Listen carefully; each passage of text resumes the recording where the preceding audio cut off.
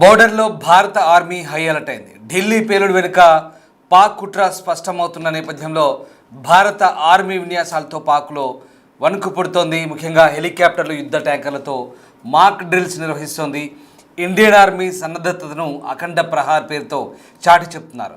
రాజస్థాన్లోని జైసల్మేర్లో సైనిక విన్యాసాలు కొనసాగుతున్నాయి. అఖండ్ ప్రహార్ పేరుతో ఈ విన్యాసాలు కొనసాగుతున్నాయి.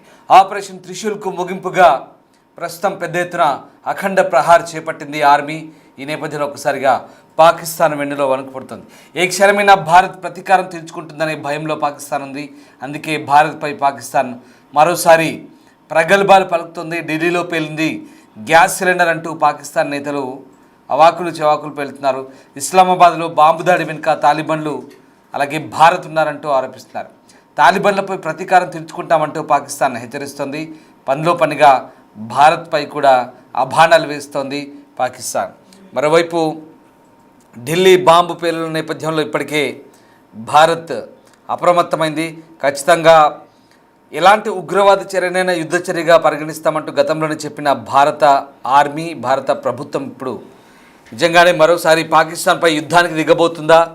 ప్రస్తుతం జరుగుతున్న పరిణామాలు కూడా కాదని లేవనిపిస్తోంది. ఎందుకంటే జైసల్మేర్లో భారత సైన్యం యొక్క దక్షిణ కమాండ్ ఆధ్వర్యంలో రాజస్థాన్ ఎడారి ప్రాంతంలో జరుగుతున్న సైనిక విన్యాసాలు ప్రస్తుతం యుద్ధానికి సిద్ధంగా ఉన్నామనే సంకేతాలు వినిపిస్తున్నాయి. ఎక్సర్సైజ్ త్రిశూల్ బ్యానర్ కింద నిర్వహించిన ఈ విన్యాసంలో సైన్యం, నావికాదళం, వైమానిక దళం సంయుక్తంగా పాల్గొన్నాయి. భారతదేశం యొక్క సమగ్ర యుద్ధ సామర్థ్యాలను కొత్త స్థాయిలో ప్రదర్శించారు. ఇది భారత సాయుధ దళాల వ్యూహాత్మక ఆలోచనలో భాగమని, దీని కింద భవిష్యత్తులో ఇంటిగ్రేటెడ్ ఫోర్స్ అనే భావన సాకారమవుతున్నట్టు పేర్కొంటున్నారు. వాస్తవానికి త్రిశూల్ పేరుతో మొన్న 10 రోజుల పాటు భారత ఆర్మీ త్రివిధ దళాలు విన్యాసాలు నిర్వహించాయి. దానికి కొనసాగింపుగా ఇప్పుడు అఖండ ప్రహార్ నిర్వహిస్తున్నాయి. అయితే యాదృచ్ఛికంగా ఇటు ఢిల్లీలో బాంబు పేలులు జరగడం, మరోవైపు పాకిస్తాన్ ఆధారాలు దొరికితే కనుక యుద్ధ చర్యగా పరిగణిస్తామంటూ గతంలోనే ఇచ్చిన స్టేట్మెంట్తో ఇప్పుడు ఈ సైనిక విన్యాసాలకైతే ప్రాధాన్యత సంతరించుకుంటుంది. ఈ సైనిక విన్యాసాలు ముందస్తు షెడ్యూల్లో భాగంగానే చేస్తున్నారు. కానీ ఇప్పుడు ఉన్న పరిస్థితుల నేపథ్యంలో ఖచ్చితంగా ఇవి యుద్ధ సన్నాహాలుగానే భావించాల్సిన పరిస్థితి కనబడుతోంది. ఇక అఖండ ప్రహార్ యొక్క ప్రధాన లక్ష్యం 3 దళాల సమన్వయం, అలాగే సినర్జీ, ఉమ్మడి కార్యాచరణ సామర్థ్యాలను పరీక్షించడం. ఎడారి భూభాగంలో నిర్వహించిన ఈ వ్యాయామంలో కోనార్క్ కార్ప్స్ యొక్క వివిధ విభాగాలు పగలు రాత్రి నిర్వహించిన ఉమ్మడి విన్యాసాల ద్వారా తమ నైపుణ్యాన్ని ప్రదర్శించాయి. అఖండ ప్రహార్ అనే వ్యాయామం భారత సైన్యం యొక్క పరివర్తన దశాబ్దానికి ఒక శక్తివంతమైన ఉదాహరణ చెప్తున్నారు. సదరన్ కమాండ్ నిర్వహించిన ఈ వ్యాయామం సైనికులు సైన్యం యొక్క పోరాట సంసిద్ధతను ప్రదర్శించడమే కాకుండా భారత సాయుధ దళాలు ప్రతి సవాల్ను సిద్ధంగా స్వీకరించే సందేశాన్ని కూడా ఇక్కడ పంపినట్లు అవుతుంది. ఒకసారి ఆ దృశ్యాలు చూద్దాం.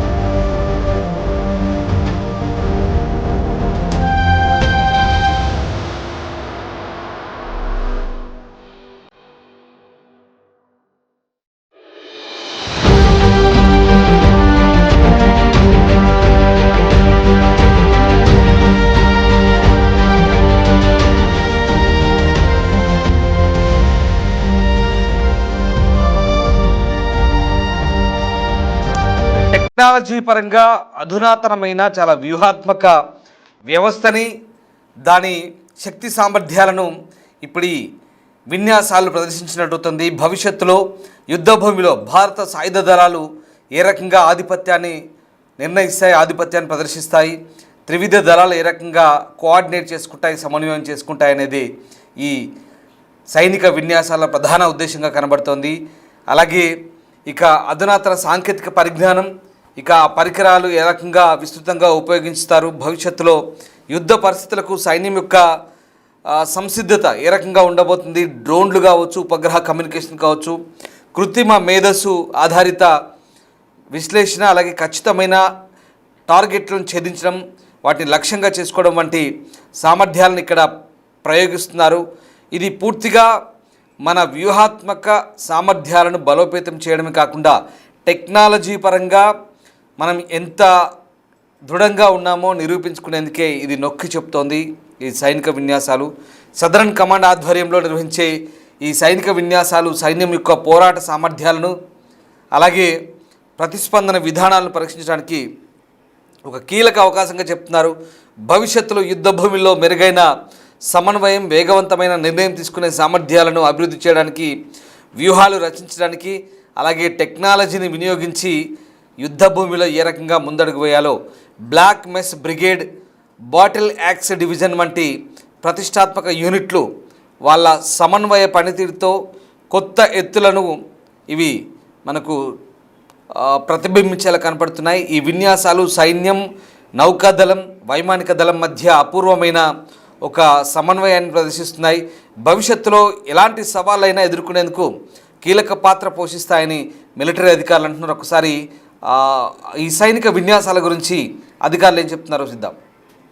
पहली बात मैं बताना चाहता हूं कि ये मरुज्वाला एक्सरसाइज ओवरऑल एक्सरसाइज त्रिशूल जो कि एक ट्राई सर्विसेज एक्सरसाइज है उसका एक बहुत महत्वपूर्ण हिस्सा है। पिछले 2 महीने से जो कार्रवाई चल रही है वो तमाम ऑल आर्म्स यानी कि चाहे वो infantry, armoured, mechanised infantry, engineers, artillery, इनके तमाम ऑल आर्म्स दस्तों का लैंड बेस्ड मनूवर की जो ट्रेनिंग थी उसके ऊपर फोकस था।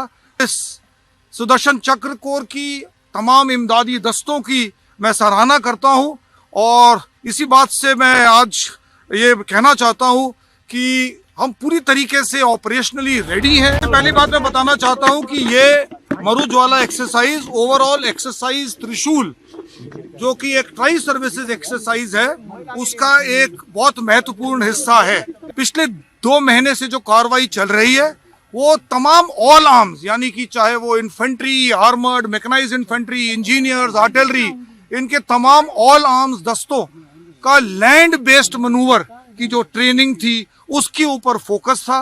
इस सुदर्शन चक्र कोर की तमाम इमदादी दस्तों की मैं सराहना करता हूं और इसी बात से मैं आज ये कहना चाहता हूं कि हम पूरी तरीके से ऑपरेशनली रेडी हैं। पहली बात मैं बताना चाहता రైట్, సదరన్ కమాండ్ యొక్క కోనార్ కార్ప్స్ అనే ఈ దళాలు జోధ్పూర్లో ఉన్నాయి. రాజస్థాన్ జోధ్పూర్లో హెడ్ క్వార్టర్స్ కొనసాగుతున్నాయి.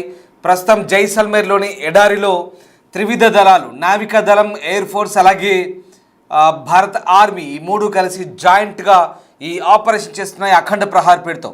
మొన్నటి వరకు త్రిశూల్ చేశాయి, దానికి ముగింపుగా అఖండ ప్రహార్ చేస్తున్నాయి. ఇవన్నీ కూడా పూర్తిగా మన టెక్నాలజీని ఉపయోగించుకొని రియల్ టైం వార్ మేనేజ్మెంట్ అలాగే రియల్ టైం ఇంటెలిజెంట్ ఇన్పుట్స్ని ఎలా క్రియేట్ చేయాలి, అవసరాన్ని బట్టి యుద్ధ వాతావరణంలో ఏ రకంగా ముందుకు దూసుకెళ్ళాలి, టెక్నాలజీని ఏ రకంగా వినియోగించాలి, డ్రోన్లు కావచ్చు, సాంకేతిక పరిజ్ఞానం కావచ్చు, అలాగే ఏఐ ఆధారిత టెక్నాలజీని ఏ రకంగా వినియోగించుకోవాలో, త్రివిధ దళాలు ఎలా కోఆర్డినేట్ చేసుకోవాలో ఒక్కసారిగా మన బలాన్ని చాటి చెప్తుంటే పాకిస్తాన్ వెన్నులో వణుకు పుడుతుంది. ఎందుకంటే ఢిల్లీలో జరిగిన పేలుళ్లకు పాకిస్తాన్ ప్రాయోజిత ఉగ్రవాదులే కారణంగా మనం ఆధారాలు సేకరిస్తున్నాం. అవే గనుక నిజమని తేలితే ఖచ్చితంగా పాకిస్తాన్పై చర్యలు ఉంటాయనేది భారత ఆర్మీ ప్రభుత్వం ఎప్పటి నుంచో హెచ్చరిస్తోంది. ముందు ఏం జరగబోతుందో ఇక మనం వేచి చూడాల్సిందే. ఎందుకంటే ఖచ్చితంగా ప్రతి ఉగ్రవాద చర్య యుద్ధ చర్యగా భావిస్తామన్న భారత ప్రభుత్వం ఈసారి చూస్తూ ఊరుకునే ప్రసక్తి లేదని చెప్తోంది. అవసరమైతే పూర్తిస్థాయి యుద్ధానికి కూడా దిగే అవకాశాలు లేకపోలేదు. అయితే మరోవైపు అటు పాకిస్తాన్ మాత్రం దొంగ మాటలు మాట్లాడుతుంది. దొంగ ఆరోపణ చేస్తోంది. ఇస్లామాబాద్లో మన దగ్గర బాంబు దాడి జరిగిన మరుసటి రోజు ఇస్లామాబాద్లో కూడా కోర్టు కాంప్లెక్స్లో బాంబు దాడి జరిగింది. దాని వెనుక తాలిబాన్లు ఉన్నారు, వాళ్లకు భారత్ మద్దతు ఇస్తుందంటూ మనపై తిరిగి ఆరోపణలు చేస్తుంది. దొంగే దొంగ దొంగ అన్నట్టుగా ఉంది పాకిస్తాన్ పరిస్థితి. సో ఇస్లామాబాద్లో బాంబు దాడి వెనుక తాలిబాన్లు ఉన్నారు, భారత్ ఉన్నారంటూ ఆరోపిస్తోంది. మొత్తం మీద ఈ వంకను, ఈ నెపాన్ని తప్పించుకునే భారత్పై నెట్టే ప్రయత్నం చేస్తోంది. ఏదో ఒక వంకతో సాకుతో మళ్ళీ భారత్ని తిరిగి బదనాం చేసే ప్రయత్నం చేస్తుంది. మొత్తం మీద భారత ఆర్మీ అయితే సర్వసన్నద్ధంగా ఉందని చాటి చెప్పే ప్రయత్నం చేస్తుంది. జైసల్మేర్ ఎడారి నుంచి అన్ని రకాల ప్రాంతాల్లో, ఎత్తైన ప్రాంతాల్లో, అలాగే పీఠభూముల్లో, ఎడారుల్లో, తర్వాత పర్వత ప్రాంతాల్లో, సముద్ర మార్గాల్లో ఏ రకంగా యుద్ధం చేయాలో కూడా టెక్నాలజీని వినియోగించి అన్ని రకాలుగా సర్వసన్నద్ధంగా ఉన్నామంటూ భారత ఆర్మీ చెప్పే ప్రయత్నం చేస్తుంది. దీంతో పాకిస్తాన్ వెన్నులో వణుకు పుడుతోంది.